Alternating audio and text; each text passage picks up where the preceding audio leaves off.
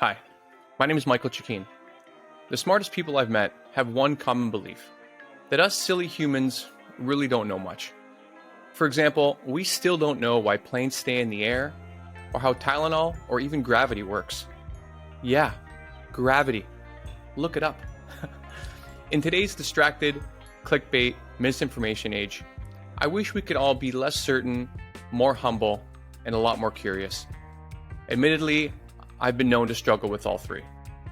So no more, no less, this show is my attempt to be that change. Thanks for joining me, and here we go. Hi everybody, welcome back to No More, No Less. I'm your host again, Michael Chikeen. And today I'm really excited to have Dr. Karen Alter-Reid with us. Dr. Alter-Reid is a clinician, teacher, and the EMDR Senior consultant at the National Institute for Psychotherapies. Her most recent work focuses on locating and healing transgenerational trauma, but she also works with several other therapeutic modalities, which we'll try to cover today as well. So without any further delay, I hope this interview is the opposite of traumatic for both of us. And let's dive in. Dr. Alter-Reid, welcome to the show.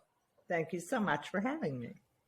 Where I kind of wanted to start is, after reading your bio and a lot of things that you've done over the years as well, I'm wondering how you, I guess, give us an overview for what drew you to psychology and psychotherapies, and how you were eventually inspired to specialize in EMDR, for example. Okay, so the draw to psychology was really starting in college. And I, at that point after university, where I majored in psychology, I worked in community psychology, which I absolutely loved. But I realized that I needed to get, my PhD to do the work that I wanted to do. So the trauma field started attracting me when I was in graduate school, and I was on one of my externships. So you have to do, every year you have to work at a site, at a clinical site, and do work under supervision. And when I was working at a private psychiatric hospital, one of my patients, and this was in the 80s, was telling me that she couldn't sleep at night. And she just had a lot of fear getting to bed. And it turned out that she was an incest survivor. So at that point in time, my supervisor said, "Oh, good. Next week, you're going to give a lecture to the staff on incest." So she threw me in. She threw me into the field. Right. And I just, being a feminist, and I was just so thrilled that this was getting out there finally about the effects of rape on women. And so that's kind of how the trauma field started to get out there. So she threw me in, and then I did my dissertation on comparing people who were traumatized by sexual abuse in the family, sexual abuse outside of the family, physical abuse, and no abuse. And the results were quite startling, but expected. But, with research, you never know. And so that's what got me into the trauma field. So right away, when I finished my degree, I started specializing in working with trauma. I trained in everything I could to help my patients, because I realized that traditional talk therapy, it could have felt very good to the patients in the session, to have this relationship and start feeling safe, but the symptoms in the outside world weren't resolving. So I took, hypnotherapy, biofeedback, and parts therapy. And then I got to EMDR therapy through a colleague of mine who said, this seems very weird, but I took the training and I think it's really, really useful for trauma treatment. So I took it, and then the rest is history. I just, I could not believe that my patients were getting better so quickly. And I felt like I needed to go back to all my former patients and say, "I'm so sorry that I didn't know this at the time." Wow. So since that time, I've gotten very involved in this modality. I train clinicians in it, and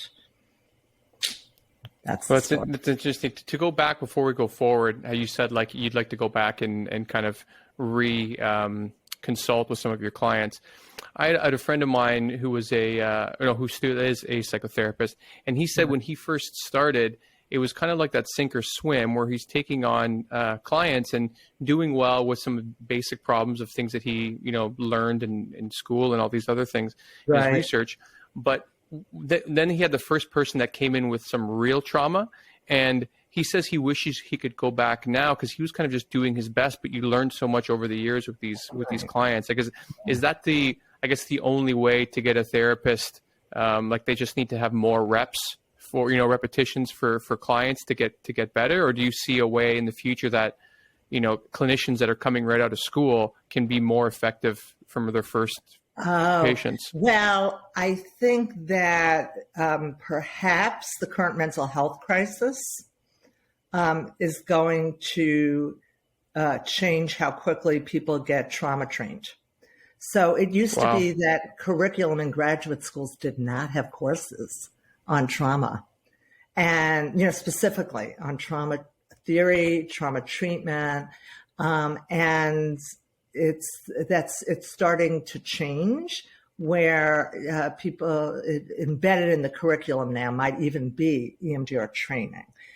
So with the mental health crisis, the amount of clinicians seeking out EMDR training or other types of trauma treatments is really changing. Everybody wants to get trained now because now, and over the years, you realize like everybody is going through trauma of one sort or another. Right. To the, political issues, climate issues. There's even a field called eco-psychoanalysis. Wow. The pandemic, just the adolescence, social media crises for kids. I would say even before a lot of like the climate crises and the pandemic, obviously, it's like life itself is a bit of a trauma, and you have like your capital T and your little t trauma, whereas a little t trauma would be like even somebody being bullied at school when they're younger, like as long as it doesn't get really too terrible, like people would consider, I was just bullied, and they don't realize that perhaps they've been carrying that with them their entire life. And then you have your capital T traumas, like you said, like your rape, your neglect, and your larger, more traumatic issues that are more PTSD. Right. But in fact, you're correct about the little t, small t. In fact, and the big T could be rape, it could be being a vet, it could be an earthquake, God, think about how many people now are affected by climate change. But, and I've done a lot of work with that as well. But the little T's, which tend to be the more interpersonal traumas, being bullied, being constantly criticized, those, in fact, there's a very large-scale study that showed that the little T's were more predictive of later onset of post-traumatic stress than the big T's. And I think that and bullying is very highly correlated with PTSD. And I think it's because trauma is not just about what happens, it's about what happens next after the trauma. And with these, more small T traumas, it's less likely, especially for children, and if they're growing up already in dysfunctional families where that's happening or they don't know how to support, they're not getting the support they need because, if you go through something terrible and people rally around you, you have a much better chance of healing. And with those big T traumas, often community support is there, etc. So it's very interesting. Right. So you're saying that with the little T traumas, like a bullying or a hypercritical environment to grow up in, because these are just standard things. Not only does no one rally around you because it's kind of the norm in a broken system, so to speak.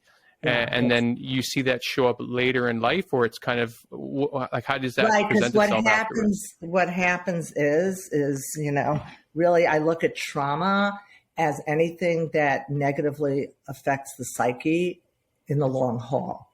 Right. So, what happens is these little T's can be like 10,000 paper cuts. They just, happen kind of all, time after time. And when somebody's in high level of distress, which is why it matters about what happens next. When somebody's in a high level of distress for a long period of time, the brain takes what's happening and it's held in what's called implicit memory. It doesn't have a chance to crosstalk with everything else you know to make sense of it, to come to some adaptive place with it. So, the trauma, time after time, it could lay like kindling in the brain, and something at a later time can just trigger it off, and then the person becomes symptomatic later. Some people become symptomatic right away, and some people it happens much later. Right. Yeah. So I can imagine if there's someone that goes through a big T trauma, like an emotional abuse or physical abuse, and then nobody rallies around them because maybe they don't tell anybody, then it's even worse. And how are you seeing people overcome these things? Like we spoke a little bit before the interview about psychedelic therapy, but maybe we can segue into that. If you could speak more about what exactly EMDR is, and then, we can cover some other things. Sure. So EMDR stands for eye movement desensitization and reprocessing. It's a form of psychotherapy that was developed in 1989. And initially, it showed great promise. They were using it on vets and rape survivors. And I'll backtrack, but since that point, it's become, there's been a lot of research using this modality for many other types of traumas and, including, conditions like anxiety and phobias and OCD, addiction, etc. So what EMDR does is it, I was mentioning before about when somebody's left in condition of high stress for a while, that the brain is doing something different with that experience and that memory than when it does during ordinary day-to-day life where there's, maybe some stress, but you're not bumping out of this window of tolerance. So if people are left in conditions of high stress for a while, they might end up very hyper-aroused. The effect on the nervous system is to be very hyper-vigilant. You could be very reactive, irritable, flashbacking. You can also go into hypoarousal, where there's just a dampening in the nervous system after being in such high arousal for a long time. The brain can't take it, and it kind of dives into hypoarousal, which is where people are flattened or. What does flattened mean? Flattened. They're like they'll talk like this. They can't access anything, like their life force kind of isn't there. They could dissociate or feel very numb. It's what happens. It's a coping strategy that's hardwired in our nervous systems. When you can't fight the threat and you can't get away, fight, flight, then the next, and children are often left in that position. They can't move on. And so the next option is freeze. And that freeze state is a survival response. Like, if I don't feel, this is not a conscious thought, it's what the brain does. If I can't get away, I can't fight off the threat, I'm just going to be like playing possum or disconnected from my feelings, even from the knowledge of what's happening to me and from my thoughts. Right. So what happens is when somebody's experiencing a traumatic event in one of those states, the brain holds it in a maladaptively stored form. And what is that? Our brains are hardwired to bring experiences to as adaptive resolution as it could be.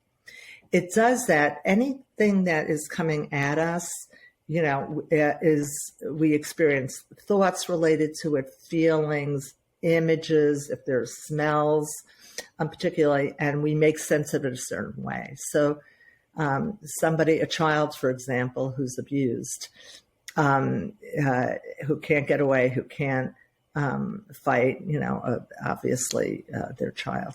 So oftentimes they freeze. And what gets stored is this feeling about oneself, like it's my fault, I did something wrong, because children, bad me, good dad versus bad dad, good me, they will always choose bad me. So we have this capacity to bring experiences to the adaptive resolution. But when we're in the conditions of trauma or high stress, there are stress hormones that are searing through the body, like hundreds of them, okay? The most common that people know about are adrenaline and vasopressin and norepinephrine. But what happens is when there's this much activation in the nervous system, that natural capacity for the brain to process through experiences gets blocked.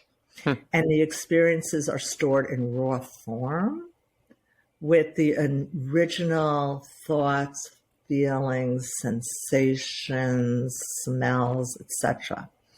And when they're held in that raw form, they can't get to any other information or experiences that they know.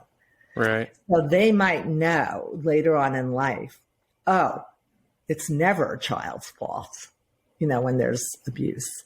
Right. But if if the memories are held in that state, that other information cannot crosstalk with that.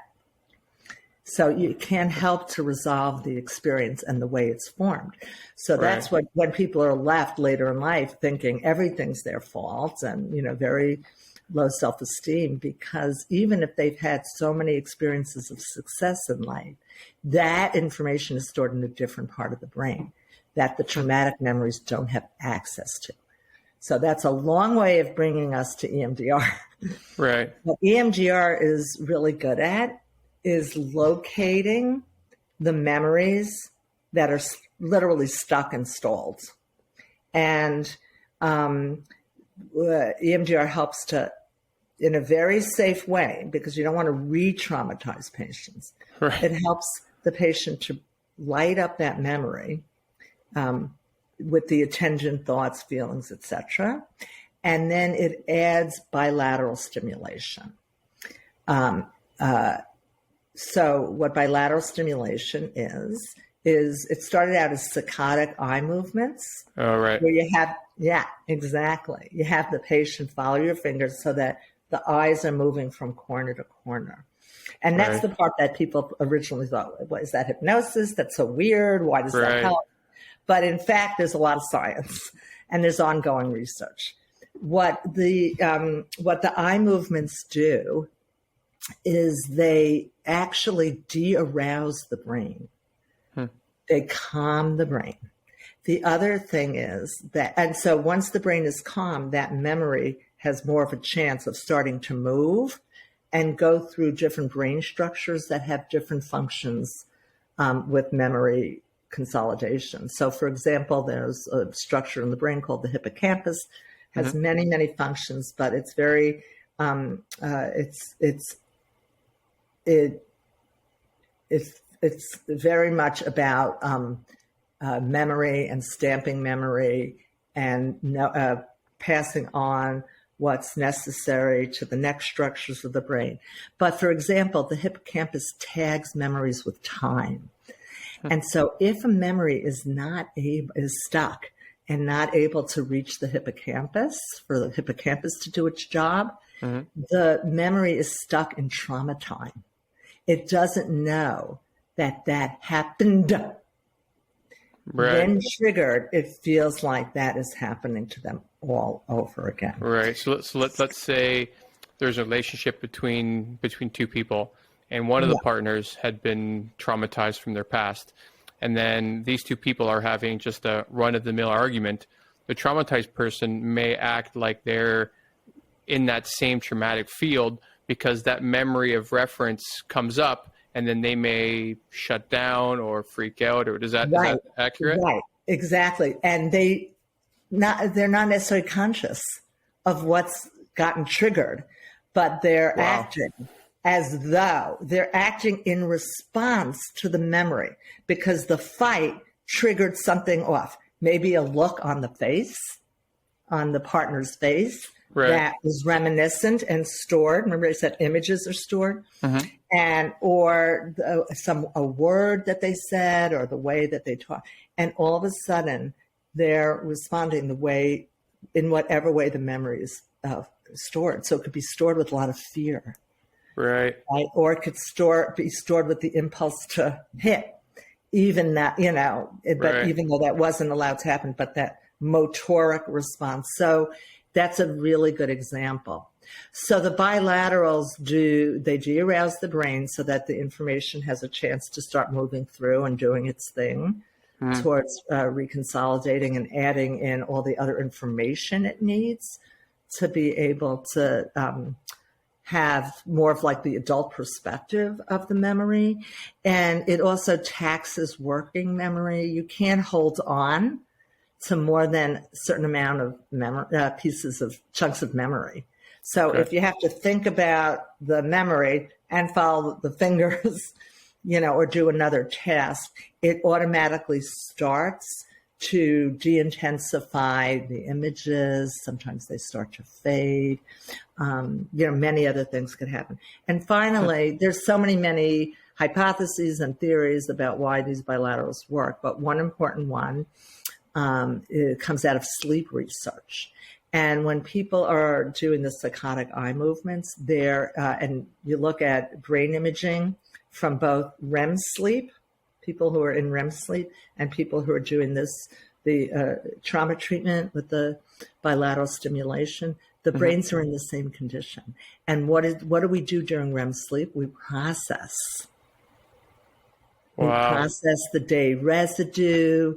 We process anything we weren't able to kind of tackle during the day. And also, you could think about that nightmares are usually associated with trauma, and they're having a hard time getting processed. So the brain is trying at night too to do that.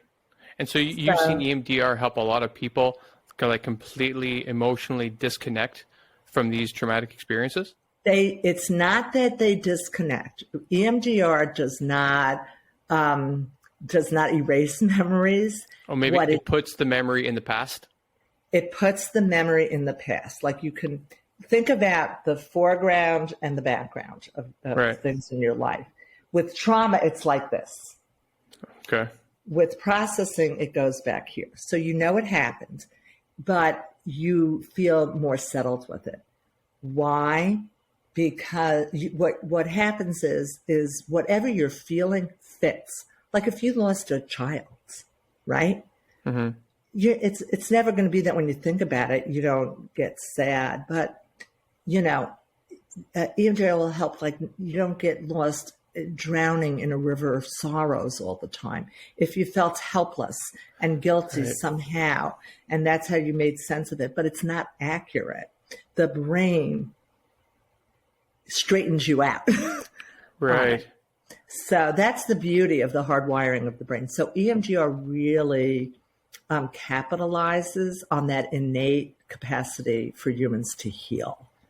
Okay. And when, you do sessions worth of, having the memory, doing the bilaterals for certain strategic amounts of time, you have people stop. What's happening is the brain starts, once it's moving again, it starts to link by association.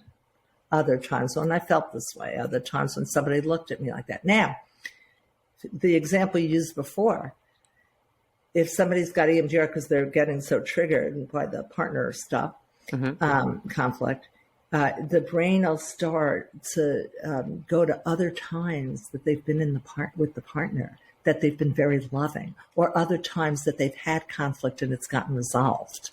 Right. So it'll be able to kind of mesh, and then the memory changes. The memory, because when the memory starts moving, it also does something the brain does, which is prune. So the brain has the natural capacity to take what it needs, holds on to whatever's coming in that it needs, and to let go of what it doesn't. Okay. And the basis for what it needs and what it doesn't need is survival. And it's completely unconscious. It's not something people are aware of. So with the trauma memory, when it starts to move, it prunes, meaning the brain then holds on to the elements of that are important. Like maybe that partner really has a sadistic streak, right. And it's not a trigger. It was a trigger plus. So it doesn't let you go to la-la land, you know what I mean? But it also lets you integrate everything else that you know with that experience. I wonder if this is connected to, I'm sure you're familiar with the Gottman's Institute of Relationships. Yes. And so I was reading a book recently called What Makes Love Last. And one part that stuck out to me in that book was that if you go to a place in your relationship where you're entering more of a negative cycle, the relationship, the memories that the couples have for their past also changes. And when you're in that negative cycle, it starts to remember more of the, I don't want to say trauma in this, but like more of the bad experiences in the relationship. Whereas if you're in this positive cycle as a couple, then you're seeing those, grievances in the past not look like such a big deal. Oh, we had that big fight, but no big deal. But if you're in that negative cycle, you look at that same fight from 5 years ago and be like, oh, you said this. And so is that kind of the same thing where it's like highlighting? Yeah, I think, the Gottmans do, the couples work. I don't know if they've integrated EMDR. It'd be fabulous to do so, although they're standalone the way it is. Right. Your husband did take out the trash. He did take out the trash. You will take it. Right. So, but yeah, if you're in a positive cycle, what happens when you're having positive moments is the brain stores that too. Okay. And so you get like you're getting big deposits into the bank of good stuff. And so when something's happening that's difficult, and because the brain always, every moment of every day is processing and integrating, you're able to kind of focus more on what's good and be able to integrate. All right, well, those things happen and it's okay. Or, as I once heard a couple therapists say, marriages, you got a good decade, you got a bad decade, which I just always thought was very funny, but very true, probably. Right. But so then you're integrating and you're having more adaptive memories. The problem is if you're traumatized at certain moments because you're triggered, and you're in the trauma brain, you can't access all those good things. So we want to clear the trauma so that people can see the whole perspective. And how are you seeing EMDR interact with, not interact, but like, how effective is it in comparison to some of these psychedelic therapies that are coming out? Like we have ketamine, MDMA, psilocybin. Like it seems like there's a kitchen counter filled with them now. So it's right.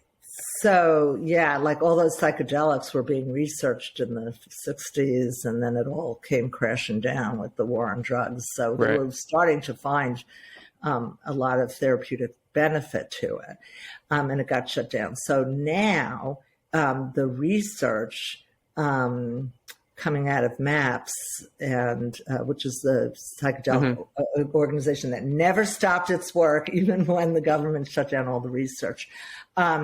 Their findings are unbelievable. I mean, they found 67%, not remission, but cure rate for post-traumatic stress disorder with 3 sessions once a month, for 3 sessions. Now, it's important, and they're finding psilocybin really good for depression.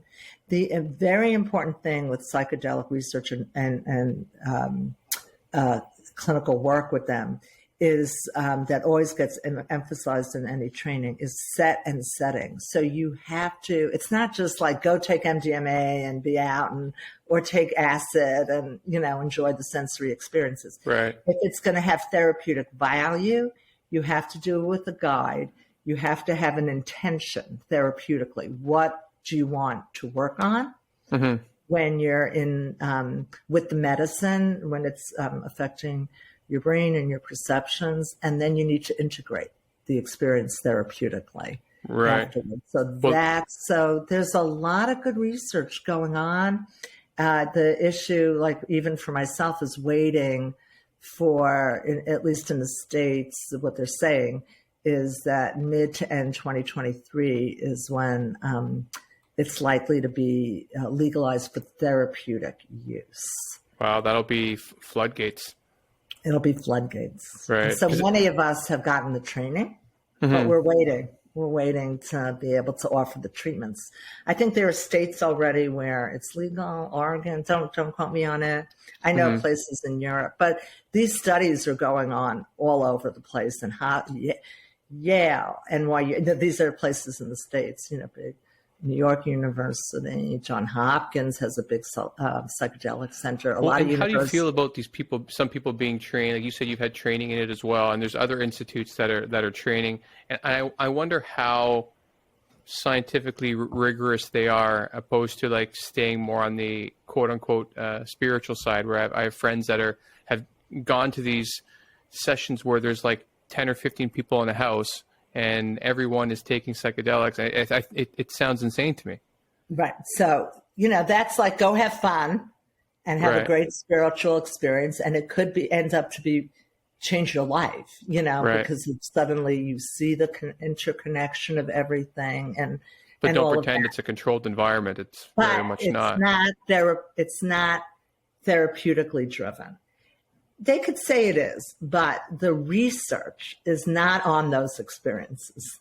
Right. The research is on trained psychedelic therapists, very seasoned, with people who've been screened for PTSD and diagnostically and all of that, and within a very therapeutic setting to have the medicine once they decide what they're going to work on and to continue to integrate the work. So that's the research that's coming out now. There might be, there's always good research and bad research. Right. So it's going to be up to people to be able to decipher that. Most people really, unfortunately, just don't have training in it. So they don't know. But it's looking very promising. And the trauma field is particularly keeping a big eye on it, because if you can cure somebody of post-traumatic stress, somebody with severe post-traumatic stress where nothing else has helped, in 3 sessions over the course of 3 months, that's something to jump up and down about. And that's going to help a lot of people. Wow. I even looked in this year into perhaps becoming trained in EMDR, but then I found out that I would have to go get like a master's in psychology to be able to do sort of work. I'm like, well, no, that's like 4 more years of school. Because it's a psychotherapy. Right. Like other psychotherapies. So you have to be a licensable mental health clinician. Right. And the other thing was, I'd like to get into more of the transgenerational trauma side of things, because this is something a term I've only heard recently, where people are exploring how trauma from someone's parents or grandparents are passed all the way down. And I think we're going to, cover big T, small t, little things as again. But how did you start learning about it? And maybe you can give us a good overview of exactly what transgenerational trauma is. The way I got interested in it is I've been following the research for a long time. Now it's called transgenerational. It used to be intergenerational. It's the same thing. Okay. I'm Jewish, and I have a lot of friends and colleagues who are children of Holocaust survivors. So we've been talking about it for years, about what it's like, and what, not maybe in terms of what gets passed down, but what the experience is like growing up to be the child of a Holocaust survivor. I also had a very dear colleague, Dr. Ruth Heber in New York City, who was herself the child of a Holocaust survivor and a very talented and wonderful trauma therapist herself. And she and I collaborated. I said, Ruth, what you know has to be passed down, and before you die. And there was, although Holocaust survivors were being wiped out, and not that many of them became therapists so that we're able to really talk about the experience and make sense of it. So those are the two ways that I got involved in it initially, and just to start to describe it and look at our patients who had been children or grandchildren of, whether it was mass genocides, or racism, so, and then people started writing about it in the different cultures. I think with George Floyd, the murder of George Floyd, and Black Lives Matter, people were writing about it before, about, the effects just of racism, right? Or structural, systemic racism. But people were paying attention now about what it's been like to be, for example, a Black person in the U.S. and starting to look back on the impact of slavery on one's sense of self. And Joy DeGroy wrote about it in 2005, but many people started reading it in 2020. And, she talked about the impact in terms of maybe coping mechanisms, like holding on to a lot of anger because, and then it coming out because of all the generations of being shamed, etc. So, and then Native Americans are beginning, some clinicians are starting to look at it and how to heal, etc. So, but the issue, do they think that's more? Yeah, the issue specifically about transgenerational trauma, because that was just kind of, being able to talk about it clinically.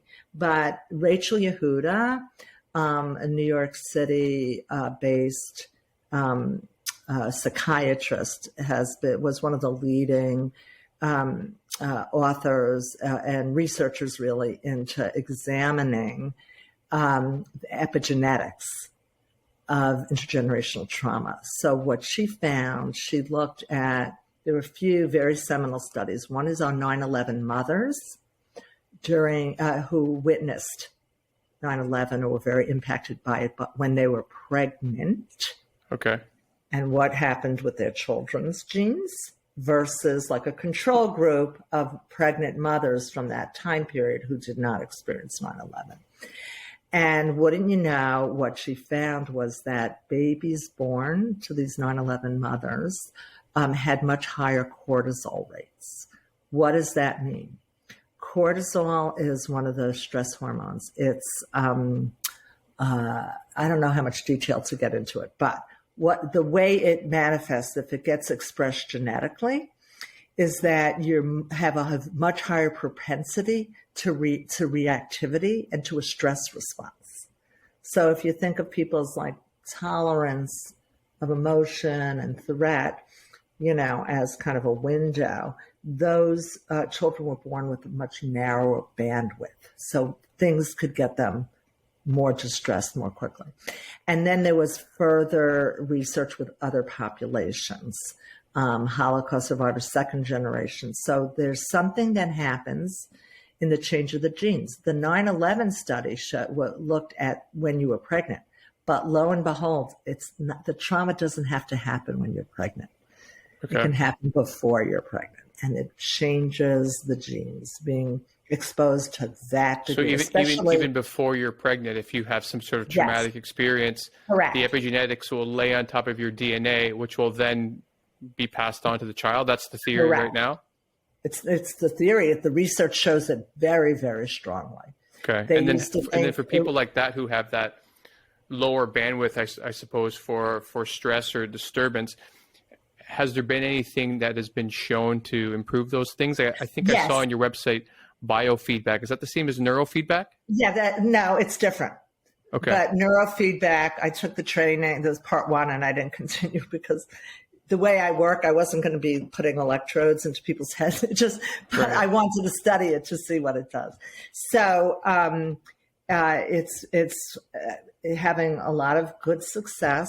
I don't follow the fields so carefully, so you can't. I'm not an expert on it, but what I know is that it helps widen people's bandwidth of tolerance, and also this is not a, oh my God, once you have transgenerational trauma, you're doomed, and the gene. We know about neuroplasticity now. So we know that good treatment can certainly help.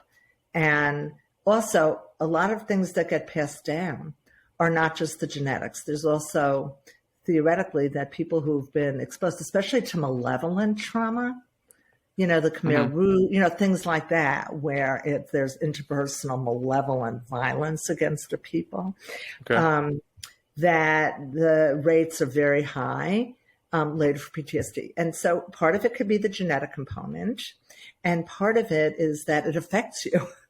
Untreated trauma, affects you, so it affects your style of parenting. You could be, if you had to adapt as a survivor of the Khmer Rouge, and you adapted by the freeze response and dissociated, so that you just were very disconnected from everything, then the child is experiencing a parent who's very disconnected. A lot of times, parents, grandparents who've been through, really horrible stuff, either talk about it too much, which could be very activating too soon, or don't talk about it at all. So when, like my husband's father was a World War II vet, he, on the front lines, he didn't talk about it. It was just too activating. They set it aside. Does that mean that my husband wasn't affected by the trauma that his dad suffered? No, it doesn't mean that, because his father responded to the trauma in certain ways by minimizing, because that's what he had to do. So he, minimized people's feelings and told them to buck up, so it affects. Or even if he was more withdrawn from his relationship with his children, or from family life, because he's spending so much emotional energy not paying attention to the trauma. Is that accurate? Well, it didn't cause him to disconnect from No, I'm just saying theoretically, if like that. Well, theoretically, though, what it does is if the person has disconnected from their own feelings, how can they teach a child to connect to their feelings? Right. So if the child is having a lot of feelings, their response is to minimize the same way they had to minimize. Right. So things get passed down by the parenting style. Right. Well, and what's transmitted. So it can go generation to generation of internalized oppression and internalized racism. And so you're raised generation after generation with, shame about being Black or, but the issue is the brain is very neuroplastic, and not only does trauma get passed down, but resources get passed down, so how they got through, gets passed down, a certain strength, a certain dignity, a certain holding on to humanity, their humanity. So there's a lot of strengths when you do transgenerational work. You don't just look at, what's been passed down in a negative way. You also, look at the strengths and, what's right. Well, there's even again, through a lot of friends growing up in southwestern Ontario, it's filled with first generation children of immigrants from Western Europe. So basically everyone that I went to elementary school with was either Italian, Croatian, Polish, Portuguese, like everyone that came over anywhere from the 20s to the 70s. And the conversations that I'm having with those friends like now, and everyone's talking about, they were so worried about, if their children would do well, and they wanted them to have stability, and, they were trying to make ends meet, maybe sending some money back to their brothers and sisters, or, parents in the mother country, so to speak, that feelings were a bit of a luxury, because you're just worried about putting food on the table, providing, and, there was no such thing as relationship counseling. And there was even a stigma against it as well. So you're two Catholic people, you get married, you do your best until you both die. And whatever comes between over those years is just what happens. Whereas now you can't even open up Instagram without seeing the secure relationship, what boundaries mean. Like there's so many more resources now. It's almost comical compared to one generation back.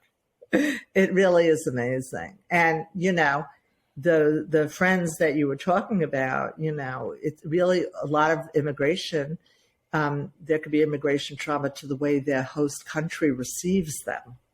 So again, remember we talked about trauma is not just what happens, because I don't know what the circumstances. Sometimes they're fleeing oppression, sometimes coming for a better life, but it's also about what happens next. So part of what happens next is how they're accepted into the host country. Well, it's funny because there's even differences between even in different cities in southwestern Ontario as it came for the Italians, because there's a longstanding joke that like Italians were like black people until 1970. Like there's all this because my friend of mine, his father remembers seeing a sign in a park that said no blacks, no dogs, no Italians.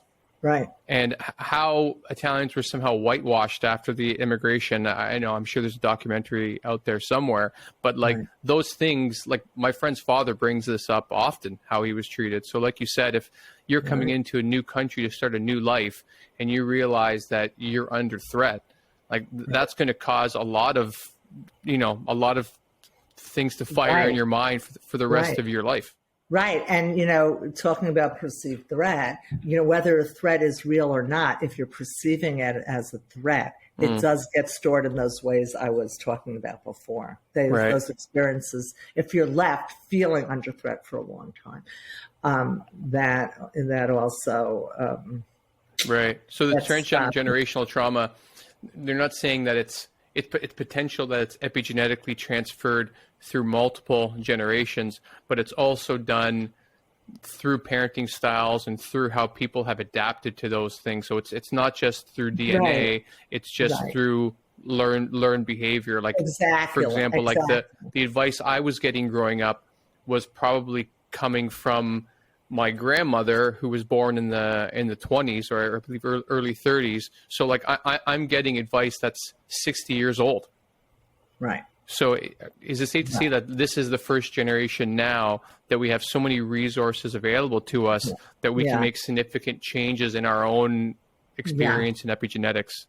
Yeah. And the way I work with it in EMDR, because EMDR is so memory focused, and I have the sense that these traumatic memories from ancestors are somehow also encoded in the next generation. So, and it's a matter of being able to locate it. So I'm trying to, in order to process them. Right. So that's my hypothesis. Well, here, I'll do you one further. I had a friend who did a MDMA and psilocybin journey not too long ago, maybe in the last year. And they said that in the middle of their journey, they were talking to ancestors and relatives from, generations past that were giving them advice. And so many people would say, well, you've heard stories and it's your brain, it's how your brain's explaining this to you. But I guess it sounds like you're more curious of like, if these people are actually stored within us. Right. If we have transgenerational trauma and stored, that we're responding to those memories of our ancestors. And that what happens then is that we can't see clearly what's going on today. We're really responding to the past. And as far as the journey of your friend, it takes you into non-ordinary consciousness. So, we all know what we're able to access consciously now, but that doesn't mean, obviously, psilocybin and MDMA is showing us that there's access to other stuff, under certain conditions. So I've done the assisted MDMA therapy. Like I felt I had a bit of a block, and so I went in there just to see what the experience would be, as I've had other friends who are entrepreneurs who have more stress responses just from being, in the day-to-day trying to run a business. And like I to very quickly touch on this, like I started mourning my grandparents, which I didn't know I needed to do as much as I did. And in the integration, I learned so much. And I think still today I have a wider spectrum of emotion that I'm able to access, where that's the last thing I thought that would have come out of such an experience. So I'm glad they're studying it. I really wonder, I hope that there's no neurotoxicity that comes up over time. It seems like so far, it seems to be very safe. So far, knocking on wood here, There Right. seem to be so few bad side effects. You have to be careful with certain things like MDMA and high blood pressure. So you have, you got to know and screen. But yeah, it's so promising. And so I look forward to when I can integrate the EMDR I'm doing with transgenerational and MDMA. I just can't wait. Wow. I think it's going to be really cool and really helpful to a lot of people. I hope so. Just like you said in your experience, you didn't even know. You didn't know you had a more integrated, that was stuck somehow. Yeah. Like and maybe it was the second session I had was Yeah. MDMA and psilocybin, and that was something else entirely different. Yeah. It was much more existential, and as opposed to MDMA where I looked at my life, MDMA and psilocybin was like looking at where I am in the universe and all the things involved with that. And Yeah. I feel like I've been a little bit more hyper aware after that one, where it's like finally now, I mean about a year since I've done it, I'm starting to come down a little bit as far as like my reactions to some things. That's why I was asking how people are kind of returning to baseline after that reactivity might have been brought up in some of these experiences. Right. Yeah. I guess because the research now again is just a couple of years old. The cure rate for PTSD, that's 67%. It has been tracked over a year, 2 years, but it's true. You got to keep tracking it longitudinally. And do the effects erode, or do they internalize something, or do they actually change? Like with ketamine, they say it actually changes the brain, neurocytogenesis, Really? I think it's called. But that's why they say for some people it's really helpful for depression, because it starts to build new neurons in the brain. Wow, I never heard that. I'll look into that, because these things are so, like, everyone's brain is so different for so many various reasons we've spoken to, that like you don't want to give someone ketamine and then they're catatonic.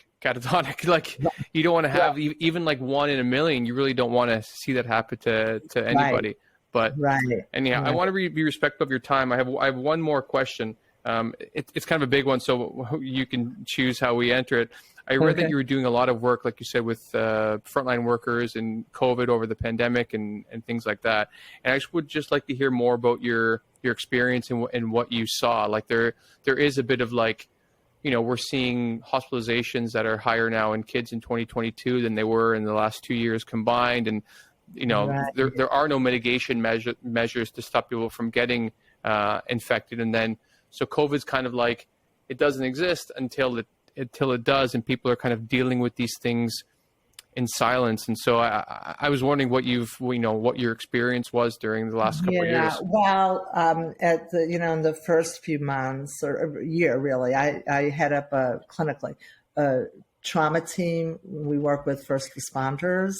So the first responder definition depends on what the trauma or tragedy is. So in this case, it was a lot of the medical personnel, and at the beginning, just such high levels of helplessness and feeling like they couldn't help their patients survive. And also there was a lot of betrayal trauma, feeling like they weren't getting the support they needed from the administrations, because everybody was the healthcare system wasn't set up for, so there was helplessness, there's guilt, massive amount of stuck mourning. So these are some of the things that we were dealing with at the beginning. And we also worked with EMTs. They had to go into the homes alone. And in all, all these responders, firefighters, EMTs, going into the homes with all of the equipment, maybe not having enough equipment. Their regular system of working was different. They had to leave bodies where they would have never attended to. So there just a lot of trauma on that level for the responders. The toll, I think history will tell the story, but we're beginning to see. I feel like everybody is walking around with a hum of the feeling of threat. And that's not good for the body, And you know what? There was threat for a long time, but now even though the threats reduced with the vaccinate, all of that, severe illness, I had COVID at the very beginning in March 2020. And I had to get EMDR for it because when I had that breathing thing, I never was hospitalized, but I thought I was going to die. And that ended up to be very transgenerational in my EMDR because of the Holocaust survivors, not survivors, the people who were killed in Auschwitz and they could, in concentration camps and not being able to breathe and dying. So, my associations went back transgenerational, but it also linked to wind and breath in Hebrew is ruach. And ruach also means spirit. And so, my brain was kind of working on integrating all of that good stuff that's associated with breath and spirit.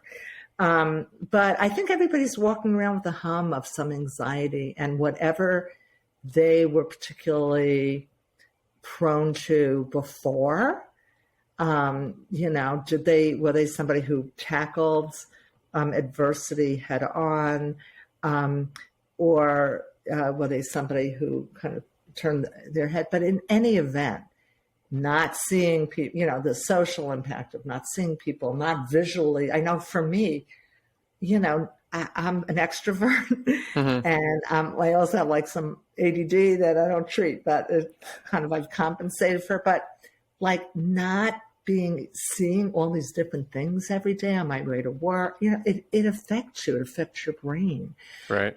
For a lot of people, and then those poor school kids, where it's developmentally so important for them socially, especially in this era of social media, to be out there and how that affected their brains and their sense of self. So I can go on, but I think the chapter remains to be written, but I think we're getting a peak. I never thought about that. How you said about the children that not just were they not with their schoolmates interacting, but now even earlier they've probably adapted more to being on the phone, which is so detrimental because that was their only lifeline for connection. Like traveling around as I have, not recently, but before the pandemic. If I was living on my own, for example, I would be a little bit isolated. My phone would be my lifeline to my friends and family and everyone that I love and loves me. And so, and even today, I have to be very conscious to not be on the phone too often because like I will spend more time just on the phone chatting randomly than like living the parts of my life that I actually want to live in person. So it's been something that I've worked on. So I can imagine if you're if you're under 10 years old and all of a sudden you spent 2 years on your device. Wow, I didn't consider that. Like who begins to know how that's going to affect us, these kids, or whether people's innate resiliency will come into effect when you go back into life, but I don't know. I mean, I know in my fields and also with the responders that we worked on with our team early on, there was a lot of moral injury, meaning, having to make decisions about who gets the respirator or not. And now, what a nightmare. Therapists, for example, we're getting calls. We can't see people. Everybody's full. It's a mental health crisis. And there is a sort of moral injury. Every time I can't see somebody, I try to help them find a referral, but then this one's full.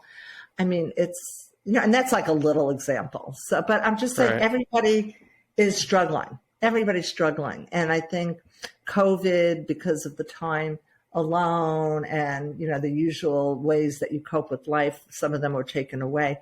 Stuff that wasn't dealt with is coming more to the surface. Interesting. Well, thanks for sharing that with us. I'm sure some people will at least feel better to know that, everyone has this hum, and it's not just them that thinks life is still weirder and more uncomfortable than it was in 2019. Yeah. Normalize it. And if you can, seek some treatment. It doesn't have to be long-term. EMDR not a long-term treatment. So, better to clear out what's there and stuck. Yeah, the cobwebs, the dust, the emotional dust that builds. Exactly. Okay. Well, thank you very much for this wonderful conversation and for being with us for for this episode. I appreciate your time, and you. Mm-hmm. It was great talking to you. You as well. Thank you. Bye. So thanks for listening to No More, No Less. I appreciate the time you spent with me today. So please subscribe and rate the show if you enjoyed it. It'll help me create more amazing content and get that next little bit of validation that I so deeply crave. If you didn't enjoy it, well, that sucks. But to make sure, I think you should listen to my next 10 episodes and then decide. I mean, come on. Rome was not built in a day. I'm just getting warmed up here, guys. So thanks again. See you next time.